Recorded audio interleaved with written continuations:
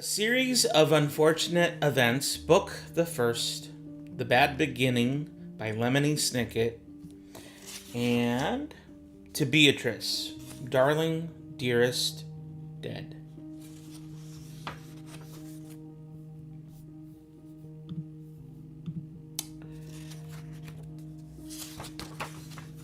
Chapter 1. If you are interested in stories with happy endings, you would be better off reading some other book. In this book, not only is there no happy ending, there is no happy beginning, and very few happy things in the middle. This is because not very many happy things happened in the lives of the three Baudelaire youngsters. Violet, Klaus, and Sonny Baudelaire were intelligent children, and they were charming and resourceful and had pleasant facial features. But they were extremely unlucky, and most everything that happened to them was rife with misfortune, misery, and despair. I'm sorry to tell you this, but that is how the story goes. Their misfortune began one day at Briny Beach.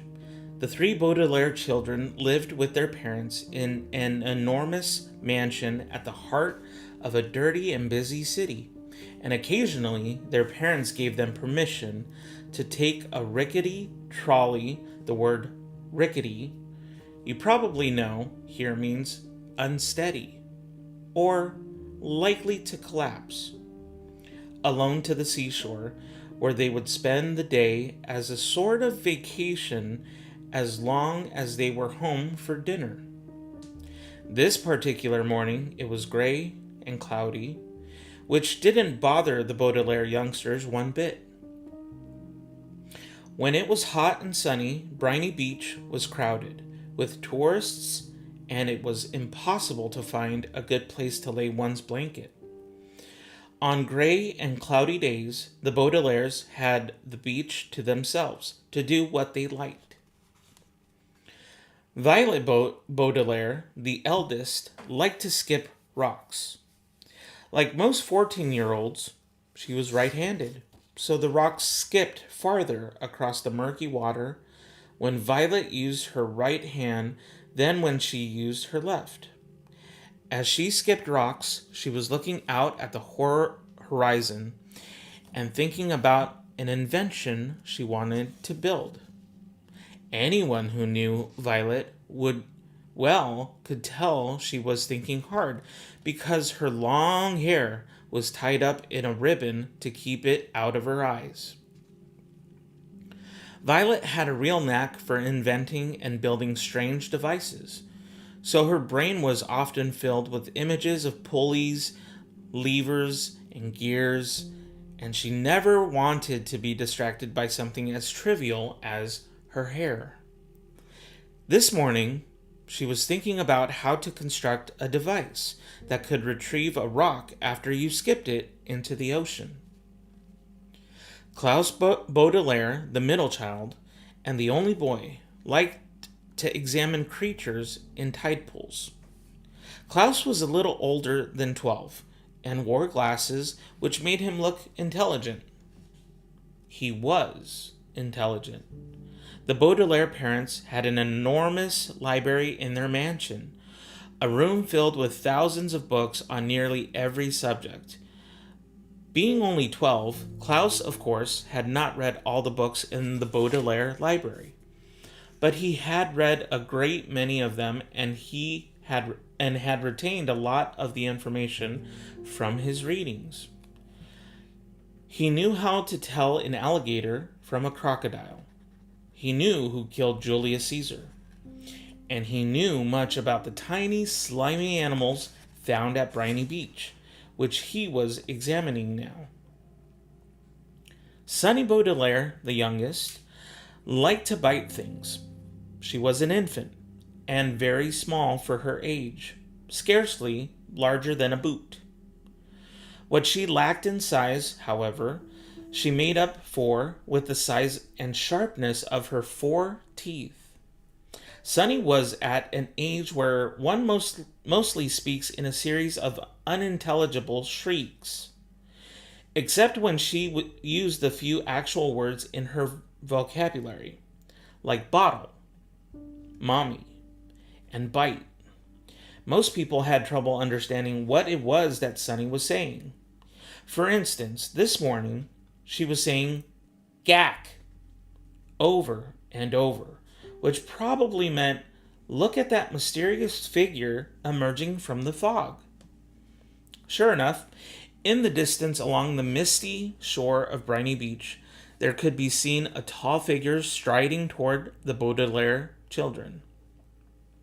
Sunny had already been staring and shrieking at the figure for some time when Klaus looked up from the spiny crab he was examining and saw it too. He reached over and touched Violet's arm, bringing her out of her inventing thoughts. "Look at that," Klaus said, and pointed toward the figure. It was drawing closer, and the children could see a few details. It was about the size of an adult, except its head was tall and rather square. "What do you think it is?" Violet asked. "I don't know," Klaus said, squinting at it, "but it seems to be moving right toward us." "We're alone on the beach," Violet said, a little nervously. "There's nobody else it could be moving toward." She felt the slender, smooth stone in her left hand, which she had been about to try to skip as far as she could. She had a sudden thought to throw it at the figure, because it seemed so frightening. "It only seems scary," Klaus said, as if reading his sister's thoughts, "because of all the mist." This was true. As the figure reached them, the children saw with relief that it was not anybody frightening at all, but somebody they knew, Mr. Poe. Mr. Poe was a friend of Mr. and Mrs. Baudelaire's, whom the children had met many times at dinner parties. One of the things Violet, Klaus, and Sunny really liked about their parents was that they didn't send their children away when they had company over, but allowed them to join the adults at the dinner table and participate in the conversations as long as they helped clear the table. The children remembered Mr. Poe because he always had a cold and was constantly excusing himself from the table to have a fit of coughing in the next room. Mr. Poe took off his top hat, which had made his head look large and square in the fog, and stood for a moment, coughing loudly into a white handkerchief. Violet and Klaus moved forward to shake his hand and say, "How do you do?" "How do you do?" said Violet. "How do you do?" said Klaus. "How do you?" said Sunny. "Fine, thank you," said Mr. Poe, but he looked very sad. For a few seconds, nobody said anything, and the children wondered what Mr. Poe was doing there at Briny Beach, when he should have been at the bank in the city where he worked. He was not dressed for the beach. "It's a nice day," Violet said finally, making conversation. Sunny made a noise that sounded like an angry bird, and Klaus picked her up and held her. "Yes, it is a nice day," Mr. Poe said absently, staring out at the empty beach. "I'm afraid I have some very bad news for you children." The 3 Baudelaire siblings looked at him. Violet, with some embarrassment, felt the stone in her left hand and was glad she had not thrown it at Mr. Poe. "Your parents," Mr. Poe said, "have perished in a terrible fire." The children didn't say anything. "They perished," Mr. Poe said, "in a fire that destroyed the entire house. I'm very, very sorry to tell you this, my dears." Violet took her eyes off Mr. Poe and stared out at the ocean. Mr. Poe had never called the Baudelaire children my dears before. She understood the words he was saying, but thought he must be joking.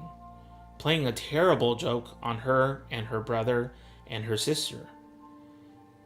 Perished, Mr. Poe said, means killed. We know what the word perished means, Klaus said crossly. He did know what the word perished meant, but he was still having trouble understanding exactly what it was that Mr. Poe had said. It seemed to him that Mr. Poe must somehow have misspoken. The fire department arrived, of course, Mr. Poe said, but they were too late. The entire house was engulfed in fire. It burned to the ground. Klaus pictured all the books in the library going up in flames. Now he'd never read all of them. Mr. Poe coughed several times into his handkerchief before continuing. I was sent to retrieve you here and to take you to my home, where you'll stay for some time while we figure things out. I am the executor of your parents' estate. That means I will be handling their enormous fortune and figuring out where you children will go. When Violet comes of age, the fortune will be yours, but the bank will take charge of it until you are old enough. Although he said he was the executor, Violet felt like Mr. Poe was the executioner. He had simply walked down the beach to them and changed their lives forever. Come with me, Mr. Poe said, and held out his hand. In order to take it, Violet had to drop the stone she was holding. Klaus took Violet's other hand, and Sonny took Klaus's other hand, and in that manner the three Baudelaire children, the Baudelaire orphans, now were led away from the beach and from their previous lives.